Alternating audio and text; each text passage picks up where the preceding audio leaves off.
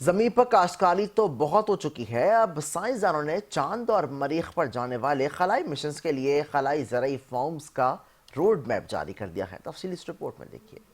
زمین پر کاشتکاری تو بہت ہو چکی، اب سائنسدانوں نے چاند اور مریخ پر جانے والے خلائی مشنز کے لیے خلائی زرعی فارمز کا روڈ میپ جاری کر دیا ہے۔